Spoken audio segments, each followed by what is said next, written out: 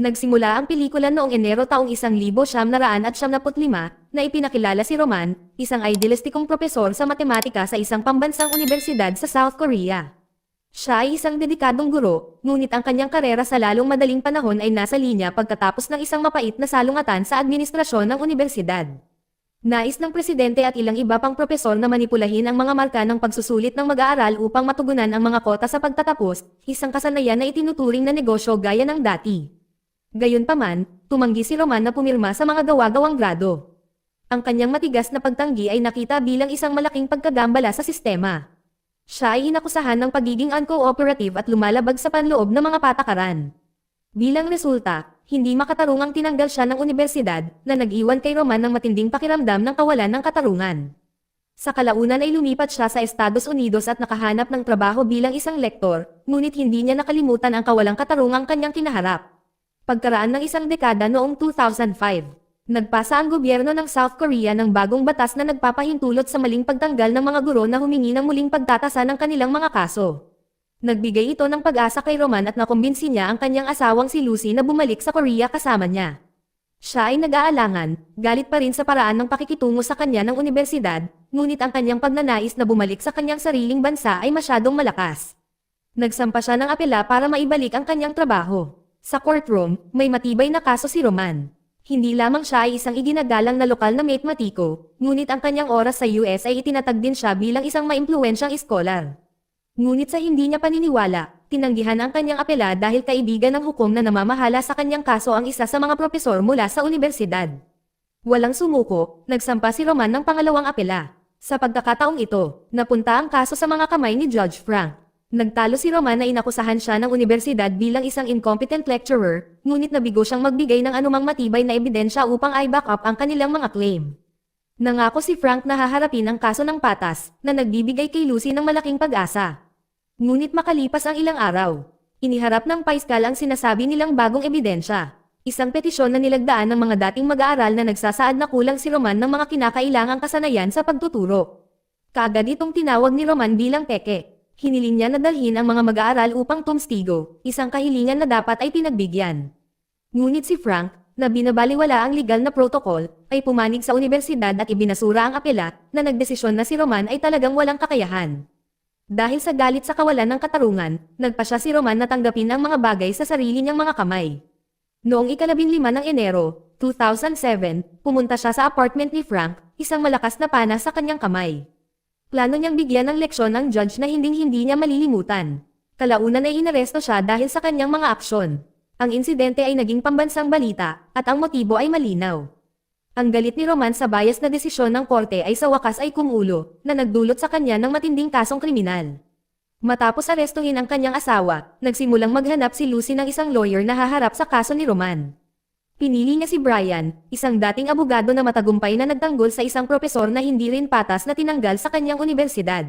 Hindi lamang si Roman ay isang disgrasyadong akademiko, ngunit siya rin ay isang sospek sa isang kaso ng tangkang pagpatay laban sa isang hukom, ngunit si Lucy ay nakiusap sa kanya, na sinasabi sa kanya ang buong kwento mula sa pagsisimula. Pagkatapos marinig siya, humingi ng paumanhin si Brian, na sinabi sa kanya na kung kukunin niya ang kaso, hindi niya maibibigay ang kanyang pinakamahusay na pagsisikap. Ang kanyang manager, gayunpaman, ay sinubukang kumbonsihin siya kung hindi man, sinabi na ang kaso ay isang tiyak na paraan upang makakuha ng 1 toneladang atensyon. Nagtalo siya na kung nanalo si Brian, magiging big shot siya, at kung matalo siya, celebrity pa rin siya. Si Brian ay dating isang aktivistang abogado, ngunit dahil mayroon siyang 2 anak at ang kanyang asawa ay palaging nangungulit sa kanya para sa pera, siya ay naging isang pinansyal na desperado na abogado na nagsisikap lamang na mabuhay. Kinabukasan, pumunta si Brian sa korte para bisitahin ang isang abogado niyang kaibigan at binigyan siya ng kasong panloloko. Dahil ang hukom na namamahala ay isang matandang kaibigan sa paaralan, ito ay magiging isang madaling panalo. Binigyan siya ng paunang bayad para sa trabaho, na nakatulong sa pagpapagaan ng kanyang problema sa pananalapi. Habang papaalis si Brian, nakita niya si Lucy sa hallway. Sinubukan niyang umiwas, ngunit nagpasya siyang pumunta sa silid ng hukuman kung saan ginaganap ang pagdinig ng kaso ni Roman. Pinagmasdan ni Brian ang pagtatanong kay Judge Frank sa witness stand. Ikinwento ng judge ang insidente sa harap ng elevator. Sinabing may tumagos sa kanyang tiyan ng isang crossbow bolt. Sinabi niya na siya ay nanlaban, hinugot ang bolt sa kanyang tiyan, at iniabot ang nakabaluktot na bolt at mapurol na tip sa kanyang driver. Tinanong siya ng abogado ni Roman kung paano maaaring magkaroon ng mapurol na dulo ang bolt na hinugot sa tiyan ng isang tao. Nauutol na sabi ni Frank na wala siyang ideya. Tumayo si Roman at sinabi sa korte na sinungaling si Frank. Siya ay labis na bigo sa kanyang abogado na siya ang pumalit sa pagtatanong, na dinala ang nakaraang paglilitis na pinangunahan ni Frank. Inakusahan niya ang hukom na hindi itinataguyod ang mga prinsipyo ng katotohanan at integridad. Agad siyang isinara ng bagong hukom, na sinasabi sa kanya na ang kanyang mga tanong ay hindi nauugnay sa kasong kinakaharap. Ngunit umatras si Roman, na ikinatwiran na ang hindi patas na desisyon ng korte ang dahilan kung bakit siya nakatayo roon ngayon. Sa sobrang galit niya ay tinutulan niya ang buong paglilitis at pagkatapos ay pinaalis sa pwesto ang kanyang abogado. Samantala, napansin ni Brian ang isang reporter na nakaupo sa tabi niya at napagtanto na ito ay ang kanyang dating kaibigan sa high school na si June. Pagkatapos ng pagdinig, napagkasundoan nilang kumuha ng inumin. Sa sandaling iyon, tinanong ni June kung bakit niya tinanggihan si Lucy. Sinubukan ni Brian na bigyang katwiran ang kanyang desisyon. Maya-maya lang, tumunog ang phone niya. Ang kaibigan niya ang nagsabi sa kanya na nakansela ang kaso ng pandaraya. Ibinalik din ng kanyang kaibigan ang paunang bayad na nagpabagsak kay Brian. Sa sobrang sama ng loob niya ay hindi na siya naglakas loob na umuwi sa kanyang asawa. Kinabukasan, nakipagpulong si Lucy sa isang grupo ng mga taga-suporta na nakakita kay Roman bilang isang bayani, isang taong may lakas ng loob na manindigan sa isang baluktot na sistemang legal. Lahat sila ay sumang-ayon na ang kanyang kasalukuyang mga abogado ay isang kompletong biro, at na kailangan niya ng isang tao na maaaring makipag-ugnay sa prosekusyon at mga hukom. Naisip agad ni John na nandoon din si Brian. Sinabi ni Lucy na hindi siya fan ng kanyang bisyo sa pag-inom, ngunit siya ay nasa dulo ng kanyang katalinuhan, at wala silang ibang pagpipilian. Nagawa ni John na kausapin si Brian na makipagpulong kay Roman sa pamamagitan ng pagpapaalala sa kanya na wala siyang kliyente. Sa panahon ng pagpupulong, sinabi ni Roman kay Brian na siya ay may sakit at pagod sa kanyang mga dating abogado, na sinasabi sa kanya na humingi ng tawad at magpakita ng pagsisisi sa isang bagay na hindi niya ginawa. Naguguluhan si Brian. Ito ay isang kilalang katotohanan na si Roman ang nagpaputok ng pana sa hukom. Ayon sa kanya, ang batas sa South Korea ay isang obra maestra. Ngunit ang mga hukom at abogado ay maling ginagamit ito. Nais niyang ipakita sa kanila na siya ay isang henyo na maaaring gamitin ang batas sa kanyang kalamangan. Medyo napaatras si Brian. Napagtanto niya na si Roman ay isang idealista at ang kanilang mga pag-iisip ay light years ang pagitan. Sinabi niya sa kanya na hindi niya kaya ang kaso at umalis. Nabigla si John, bumalik si Brian sa dati niyang gawi sa pag-inom. Sinabi niya sa kanya na ang isang lalaking tulad ni Roman ay hindi nangangailangan ng abogado.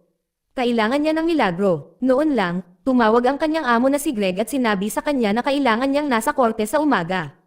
Kinaumagahan, hinatid siya nito sa courthouse kung saan naghihintay si Greg. Habang nagkakape sila habang hinihintay si Brian, sinabi ni Greg kay John na dating legal na bayani si Brian, isang tunay na aktivista. Ngunit pagkatapos ng isang protesta sa paggawa noong 2001, nagbago siya. Siya ay naging kampyon para sa mga karapatan ng mga manggagawa, ngunit nahuli sa gitna ng pakikipag-away sa pulisya.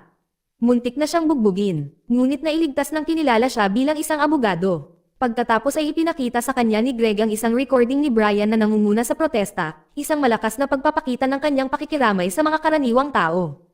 Isang umaga, ginising ni Greg si Brian at binigyan siya ng reality check. Sinabi niya sa kanya na kung hindi siya nagsimulang kumuha ng mga kliyente, kailangan niyang ibenta ang kanilang opisina. Sinabi niya sa kanya na ang tanging paraan upang mailigtas ang kanilang pagsasanay ay ang pagharap sa kaso ni Roman. Pagkatapos ng maraming soul-searching, sa wakas ay bumalik si Brian upang makita si Roman sa bilangguan at sinabi sa kanya na nagbago ang kanyang puso. Siya ay magiging kanyang abogado. Pinutol niya mismo ang paghabol at tinanong si Roman kung bakit siya nagdala ng pana sa unang lugar. Ipinaliwanag ni Roman na wala siyang intensyon na pumatay ng sinuman. Sawa na siya sa mga legal na sistemang BS kaya nagpakawala siya sa isang shooting range. Ang buong punto ng pagpunta sa apartment ni Frank ay para lamang takutin siya, para turuan siya ng leksyon para sa kanyang handgal na pamumuno. Gumugol si Bray ng maraming oras at oras sa pagkuha ng mga tala, pakikinig kay Roman na naglatag ng kanyang kaso, at silang dalawa ay nagkaunawaan. Hindi babaguhin ni Brian ang anumang naisulat na ni Roman. Makalipas ang ilang sandali, ang unang pagdinig sa apela ay isinasagawa. Inilatag ni Brian ang kanyang kaso, na pinagtatalunan na ang buong paglilitis ay narig mula sa simula. Aniya, alam na alam ng publiko na lahat ng mga hukom ay nagsabuatan para magmukhang terorismo sa hudikatura ang insidente. Nangangahulugan ito na kahit sinong hukom ang namuno sa paglilitis, ang hatol ay naitakda na. Hiniling niya ang isang patas na paglilitis at ang pagkakataong magharap ng sarili niyang mga saksi at ebidensya. Ngunit ang taga-usig ay wala nito. Sinabi niya na ang isang tao na umatake sa isang hukom, ang huling baluarte ng demokrasya, ay dapat parusahan, hindi bigyan ng plataporma. Nakipagtalo siya para sa isang 4 na taong sentensya sa pagkakulong, at pinaalalahanan ang korte na kung nabigo ang apela, ang hatol ay maaaring maging mas malupit pa. Gayunpaman, ang matinding depensa ni Brian ay nanalo sa puso ng mga Romanong taga-suporta na tuwang-tuwa nang makitang sa wakas ay makakuha ng abogado ang kanilang bayani na handang lumaban para sa kanya. Noong ika-10 ng Disyembre, 2007, nagsimula ang ikalawang pagdinig sa apela. Hiniling ni Brian na ibalik si Frank sa witness stand na nangangatwiran na siya ang pangunahing saksi sa kaso. Pagkatapos ay nagpakita ang taga-usig ng isang piraso ng ebidensya, isang kamiseta na may mantsa ng sinasabi nilang dugo ni Frank. Hiniling ni Brian na masuri ang shirt na isang pangunahing pamamaraan ng forensic. Tatanggihan na sana ng hukom ang kahilingan, ngunit si Roman kasama ang kanyang legal na sabi ay tumalon at sinabi sa hukom na ang ugnayan sa pagitan ng ebidensya at ng mga katotohanan ay kailangang patunayan. Ngunit tumutol ang taga-usig. Sinabing hindi na kailangan dahil kinumpirman na ng ospital ang mga pinsala. Pagkatapos ay ibinagsak ni Roman ang isa pang pasabog na sinasabi na ang sugat ay hindi mula sa pana. Ang prosekusyon ay orihinal na nagpakita ng isang sirang crossbow bolt bilang ebidensya, ngunit pagkatapos ay pinalitan ito ng isang buo. Ang hukom, na nakikita ang lahat ng mga katotohanan na inilatag sa harap niya, ay sumang-ayon na isaalang-alang ang kahilingan. Pumayag din siyang magpatawag ng 4 na bagong testigo. Ang mga opisyal na nangongolekta ng ebidensya, ang opisyal na nagulat ng insidente, ang mga paramedic, at ang doktor na gumamot kay Frank. Pagkatapos ng pagdinig, pinasalamatan ni Lucy si Brian. Alam niyang mahirap itong hawakan, ngunit gumawa si Brian ng isang bang-up na trabaho. Ang ikatlong pagdinig sa apela ay nagsimula noong ika-28 ng Enero, 2008, at lumabas si Brian na tumatayo. Ang unang saksi na tumayo ay isang paramedic. Nagpatotoo siya na nang siya at ang driver ay unang dumating sa pinangyarihan, si Frank ay lumabas sa gusali ng apartment ng mag-isa, hawak ang kanyang tiyan. Noong nasa ambulansya siya, tinanong siya ng paramedic kung paano niya nakuha ang sugat. Ayon sa mga tala ng paramedic, sinabi ni Frank na binaril siya ni Roman ng isang pana at ang palaso ay tumama sa kanyang katawan. Matapos marinig iyon, ang taga-usig ay walang mga follow-up na tanong para sa paramedic. Ang sumunod ay ang doktor na gumamot kay Frank. Pagkatapos ay inilabas ni Brian ang mga tala ng paramedic na nagpakita na ang lalim ng paunang sugat ay 0.5 cm. Itinuro niya sa korte na ang diagnosis ng ospital ay nakalista sa sugat na 2 cm ang lalim. Mabilis na sinabi ng doktor na ang sukat na 2 cm ay para sa lapad ng sugat, hindi sa lalim nito, at mahirap itong tumpak na sukatin ang lalim ng sugat. Ang susunod na saksi ay ang opisyal ng pulisya na nakolekta ang mga arrow mula sa pinangyarihan ng krimen. Ang patoto ng opisyal ay ganap na salungat sa kanyang nakasulat na ulat. Sinabi niya na natagpuan at nakolekta niya ang 3 buong arrow sa harap ng pinto. Tinanong siya ni Brian batay sa testimonya ng driver na naglagay siya ng sirang palaso at 2 buo sa lupa kung nakolekta niya ang sirang palaso. Sumunod sa witness stand ay ang detective na nangongolekta ng mga damit ni Frank. Tinanong siya ni Brian upang kumpirmahin na ang damit nga ay kung ano ang suot ni Frank. Pagkatapos ay itinuro niya ang isang kakaibang detalye. May mantsa ng dugo ang undershirt, ngunit ang sando sa ibabaw nito ay wala. Sinubukan ng detective na ipaliwanag ito. Sinabi na marahil ay hindi nabasa ang dugo, ngunit agad siyang pinahinto ni Brian, na ipinakita sa korte na ang jacket sa ibabaw ng damit ay may mantsa ng dugo. Naiwang walang imak ang detective. Ang taga-usig, na wala ng mga saksi, ay nagsabi na sila ay tapos na, ngunit si Roman ay wala nito. Tumayo siya at sa isang sandali ng puro drama ay tinanong ang paiskal kung bakit hindi nila sinusuri ang mga testigo. Nagtalo siya na ang testimonya ng testigo ay nagpapatunay na si Frank ay isang sinungaling at na ang prosekusyon ay ngayon ay tahimik na umaamin sa kanyang kawalang kasalanan. Sinubukan ng hukom na isara siya, sinabi na trabaho niya ang magpas siya at ibibigay niya ang kanyang hatol mamaya. Pero nagsawa na si Roman sa malabong sagot ng judge. Gusto niya ng diretsong sagot mula sa paiskal noon at doon. Ang hukom, napagod sa mga kalokohan ni Roman, ay nagutos sa taga-usig na sumagot. Muling sinabi ng prosecutor na mayroon silang sapat na ebidensya. Ibinagsak ni Roman ang huling pasabog. Kung nasiyahan ang prosecutor sa ebidensya, kinumpirma ng mga testigo na peke ang lahat ng ebidensya, na nangangahulugang sinaktan ni Frank ang kanyang sarili o ang prosecutor ang gumawa ng ebidensya. Ang hukom, sa sobrang galit, ay sinabihan si Roman na manatili sa mga pamamaraan ng korte. Ang hukom pagkatapos ay naghatid ng isang pangwakas na nakakagalit na suntok. Tinanggihan ang hiling na magpa-blood test dahil ayon sa kanya, hindi makakuha ng sample ng dugo ng biktima. Nasa tabi niya si Brian. Hindi niya kayang ibalot ang kanyang ulo sa kung paano maaaring tanggihan ng korte ang isang simpleng medikal na pagsusuri. Malamig na sinabi sa kanya ng hukom na ang pagsusuri ay hindi tama, isang pahayag na nakakuha ng ilang ngiti mula sa madla. Patuloy na nagtutulak si Brian, hinihiling na malaman kung paano hindi makapag-isyo ng warrant ang korte para sa isang simpleng pagsusuri sa dugo. Ngunit ang hukom ay sapat na at pinatahimik siya, tinanggihan ng kahilingan minsan at para sa lahat. Sa lahat ng legal na kaalaman na mayroon siya, naghatid siya ng isang malakas na monologo. Nagtalo siya na ang testimonya ng testigo ay malinaw na sumasalungat sa ebidensya na ipinakita ng prosekusyon, isang direktang paglabag sa Artikulo 152. Inakusahan niya si Frank ng perjury, isang seryosong krimen sa sarili nito, pagkatapos ay hiniling niya na kumilos ang hukom sa paninindigan. Ang hukom, sa sobrang galit, ay nagsabi kay Roman na wala siyang awtoridad na gumawa ng gayong mga kahilingan. Ngunit hindi umatras si Roman. Iginiit niya na pakinggan siya ng hukom at hiniling na magkaroon ng hatol sa susunod na pagdinig. Ang pag-uulat ni John, na ngayon ay nasa buong balita, ay isang malaking pagbabago sa kaso. Nagsagawa ng mga rally sa labas ng courthouse bilang suporta kay Roman. Hindi nagtagal na laman ni John na nagsagawa ng pagpupulong ang mga opisyal ng pinakamataas na hukuman at nagpasya silang gumawa ng marahas na aksyon. Ang ika-4 na pagdinig sa apela ay nagsimula noong ika-25 ng Pebrero, 2008 kasama ang isang bagong hukom, si Jonathan. Hindi siya nag-aksaya ng oras sa pagpapalam sa kanyang presensya, na nag-aanunsyo na ang paglilitis ay isasagawa ng walang sinumang note-taker o audio recording. Sinubukan ni Brian na lumaban. Kaagad na humiling ng pagsusuri ng dugo, ngunit pinasara siya ni Judge Jonathan sa isang iglap, tinanggihan ang kahilingan ng walang dalawang pag-iisip. Dahil sa pagkabigo sa malamig at matigas na saloobin ng hukom, si Roman ang pumalit, gamit ang kanyang legal na kadalubhasaan upang ilantad ang katiwalian. Ipinunto niya na habang sinasabi sa ulat ng pulisya na kusang loob niyang ibinalik ang crossbow at arrow, ang totoo ay nakumpiska ang mga bagay. Nagtalo siya na ang opisyal na ulat ng pulisya ay peke, na isang seryosong krimen. Tinanong niya si Jonathan kung alam niya ito, at ang hukom ay tumahimik. Hindi ito pababayaan ni Roman. Kinuha niya ang pananahimik ni Judge Jonathan bilang tanda ng pagsang-ayon at hiniling na kumilos ang hukom laban sa mga opisyal para sa paggawa ng ebidensya. Nang tumanggi si Jonathan na gawin ang kanyang trabaho, naghulog si Roman ng isang malaking pasabog. Sa kanyang boses na umaalingaw-ngaw sa courtroom, sinabi niyang ay demanda niya ang hukom.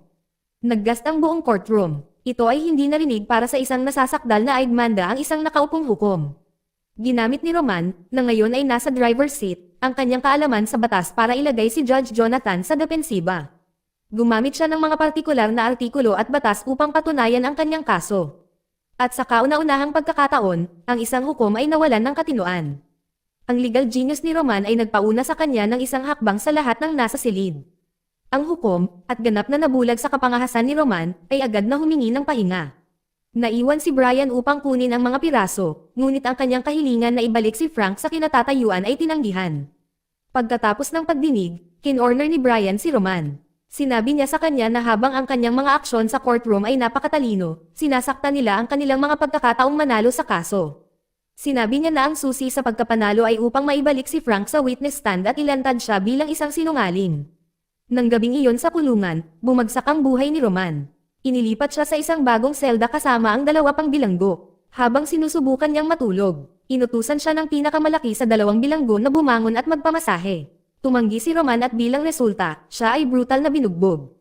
Ito ay simula pa lamang ng kanyang paghihirap. Araw-araw siyang pinahihirapan at inaabuso pa ng 2 bilanggo. Makalipas ang 1 linggo, pinahintulutan si Roman na magkaroon ng mga bisita.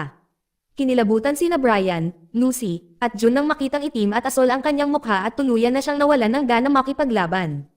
Matapos marinig ang kanyang kwento, galit na galit si Brian at nais niyang aidmanda ang pinuno ng bilangguan, ngunit alam niyang wala siyang magagawa. Noong isang araw, pumunta si Brian sa isang shooting range upang makita mismo kung ang arrow ay maaaring tumagos sa isang target. Noong ika-10 ng Marso, 2008, isinasagawa ang ika-5 pagdinig sa apela. Hindi makadalaw si Roman dahil sa kanyang mga pinsala, kaya ang paglilitis ay nakatuon sa cross-examination sa pagitan ng prosecutor at ni Brian. Iniharap ni Brian ang isang sarhento na sumubok ng pana. Nagpatotoo ang sarhento na kailangan niyang gumamit ng perpektong layunin upang makadikit ang palaso sa target. Pagkatapos ay sinabi niya na imposible para sa isang tao na masugatan ng isang palaso na nataman ng hindi tama. Upang i-back up ang kanyang claim, ipinakita ni Brian sa korte ang isang video ng kanyang reenactment. Gusto niyang malaman ng korte kung ano talaga ang nangyari, ngunit agad na tinanggihan ni Jonathan ang kanyang kahilingan, na nagsasabi na mayroon siyang sapat na ebidensya mula sa taga-usig at hindi na kailangang makita ang video. Pagkatapos ay itinakda niya ang huling pagdinig. Nasa tabi niya si Brian. Alam niyang binibigyan siya ng hukom ng isang hilaw na deal. Pagkatapos ng pagdinig, nagsalita si Brian sa harap ng mga mamamahayag. Sasabihin niya ang hindi niya masabi sa courtroom. Sinabi niya sa mga mamamahayag na itinatago ni Frank ang katotohanan at tinutulungan siya ng taga-usig. Nagtalo siya na ang nawawalang palaso ay patunay na nagsisinungaling si Frank. Pagkatapos ay namahaji siya ng mga kopya ng video sa mga reporter, umaasang maipapakita nila sa publiko ang katotohanan. Nilinaw ni Brian na hindi binaril ni Roman si Frank at ang nawawalang araw ay ebidensya na si Frank ay nagsisinungaling sa lahat ng panahon. Salamat sa walang pagod na pagsisikap ni Brian, sa wakas ay nakalabas na si Roman sa impyernong butas na kanyang pinasukan. Hindi nila maaaring aigmanda ang pinuno ng bilangguan. Pagkatapos ay nalaman ni Brian na sinusubukan ni Judge Jonathan na isara ang kaso, ngunit kailangang talakayin ang mga resulta ng pinakabago. Para mapaganda pa ang mga bagay, inaasahan niyang susuportahan siya ng media. Sa isang nakakagulat na pangyayari, sinabi sa kanya ng amo ni June na kailangan niyang iwan ang kwento. Pinipilit sila ng korte at natakot ang kanyang amo na magdudulot ito ng problema sa kumpanya. Hindi makapaniwala si John sa kanyang narinig. Samantala, naghahanda na si Brian na manood ng balita, umaasang makikita ang kanyang kwento sa buong media. Nadismaya siya nang makitang walang nagko-cover sa kwento. Sinimulan niyang tawagan ang iba pang mga reporter at nalaman na lahat sila ay na-pressure ng korte. Nadurog ang puso ni Brian. Siya ay umaasa sa media upang tulungan siyang labanan si Jonathan, ngunit lahat sila ay iniwan siya. Galit na galit si June kaya muntik na siyang bumitaw. Si Brian, nang makitang wala na siyang ibang malalapitan, ay nagpa siya na lumaban hanggang wakas. Tinawagan niya ang kanyang asawa at sinabing gagawa siya ng eksena sa korte at malamang na makukulong siya. Sinabi niya sa kanya na alagaan ang mga bata habang wala siya. Ang huling pagdinig sa apela ay isang sakuna mula sa simula. Hiniling ni Brian na e-play ang kanyang video, ngunit si Judge Jonathan, bilang ang walang kabuluhang hukom na siya, ay tumanggi na gawin iyon. Nagalit si Roman. Tumayo siya at sa isang sandali ng puro drama ay inakusahan ang judge na may kinikiling din at umalis na lang sa pagdinig. Pagkatapos ay lumabas si Brian kasunod ni Roman, umaasang itigil ang paglilitis, ngunit walang pakialam ang korte. Kukuha lang daw sila ng state lawyer para pumalit sa kanya at ipagpatuloy ang paglilitis. Walang ibang pagpipilian si Brian kundi ang bumalik sa pagkakaalam na ang paglilitis ay isang pagkukunwari. Ang taga-usig, sa isang nakakagulat na hakbang, inamin na ang ebidensya laban kay Roman ay puno ng mga butas. Inamin niya na ang crossbow ay hindi ibinigay ni Roman, ngunit kinumpiska. Sinabi rin niya na ang sirang palaso ay wala saan man, at wala siyang ideya kung bakit walang dugo ang damit na ito. Malinaw na walang kaso ang prosekusyon, ngunit tumanggi si Judge Jonathan na makinig. Nakiusap si Brian na hayaan siyang suriin muli si Frank, ngunit tinanggihan muli ng mayabang na hukom ang kanyang kahilingan. Pagkatapos ay gumawa si Brian ng isang pangwakas na makapangyarihang pahayag, na nangangatwiran na ang ginawa ni Roman ay hindi isang brutal na krimen, ngunit isang simbolikong pagkilos ng pagsuway laban sa isang tiwaling sistema. Ngunit walang pakialam si Judge Jonathan. Isasara na sana niya ang kaso, at galit na galit ang mga manunood. Nagsimula silang sumigaw ng mga insulto at naghagis ng mga bulok na itlog sa hukom. Muntik pang hajisan ni Brian ng bote ng tubig si Jonathan, pero napigilan ito ni June. Si Jonathan, na hindi pinapansin ang kaguluhan, ay inutusan ang taga-usig na magbigay ng kanyang huling pahayag. Humingi siya ng 4 na taong pagkakakulong. Si Brian, sa isang pangwakas na pagkilos ng pagsuway, ay nagsabi na wala sa mga ebidensya ang nagpapatunay na si Roman ay nagkasala. Nagtalo siya na ang tanging layunin ng korte ay protektahan ang sarili nitong awtoridad. Sinabi niya na ang South Korean legal system ay isang biro at si Roman ay hindi isang banta sa bansa, ngunit ang sistema. Tinanggihan ang apela, ngunit hindi sumuko si Brian. Plano niyang dalhin ang kaso sa Korte Suprema. Si Roman ay sinentensyahan ng 4 na taon sa bilangguan. Hindi siya sumusuko. Sumulat siya ng petisyon na nagsasaad na kung may sangkot na hukom sa isang kaso, hindi dapat pahintulutang pangunahan ito ng ibang hukom. Nagpasalamat si Roman kay Brian at sinabi sa kanya na handa siyang magsilbi sa kanyang sentensya para ilantad ang katiwalian ng sistemang legal sa South Korea. Sa kulungan ng Anson, tumanggi si Roman na ipahiyan ng mga gwardya. Itinuro niya ang mga ito tungkol sa karapatang pantao sa batas, at sa huli, natakot sa kanya ang mga gwardya. Makalipas ang 4 na taon, pinalaya si Roman mula sa bilangguan. Ipinagpatuloy niya ang kanyang paglaban sa tiwaling hudikatura ng South Korea. Dito nagtatapos ang kwento. Salamat sa panonood kaibigan.